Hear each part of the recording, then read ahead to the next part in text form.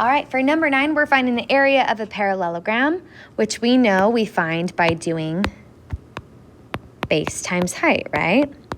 The thing about this is, makes it a little bit more complicated on us, is that we are finding the area with mixed numbers and fractions. So we have to have some knowledge of how to multiply mixed numbers and fractions together.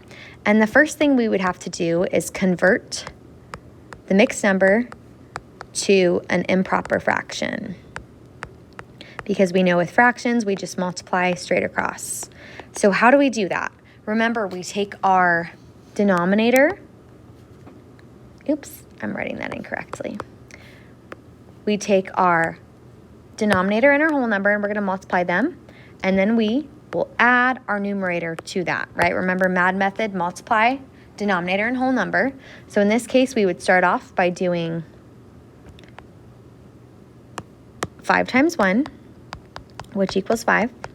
Then we would add our numerator, remember, plus. We would add 3, that would give us 8, and we would keep it over the original denominator, and that would equal 8 over 5.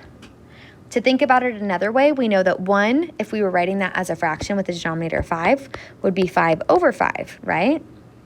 Because 5 divided by 5 equals 1, and then we can also add 3/5 to that to get 8/5 as well. Those both give us 8/5. That's why it makes sense that that's 8/5. Now we just multiply the two fractions. So we can do 2/3 times 8/5. We can check our diagonals to see if we could simplify. In this case, 2 and 5 do not have a common factor. 8 and 3 do not have a common factor either. So I am left to multiply straight across. Oops. 8 times 2 is 16. 3 times 5 is 15. Am I done yet?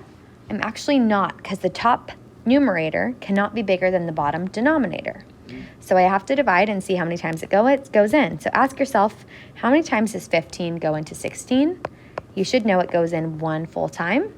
And then how many are left over, right? If we subtracted 15 from that, we'd have 1 left over. So that would be 1 and 1/15.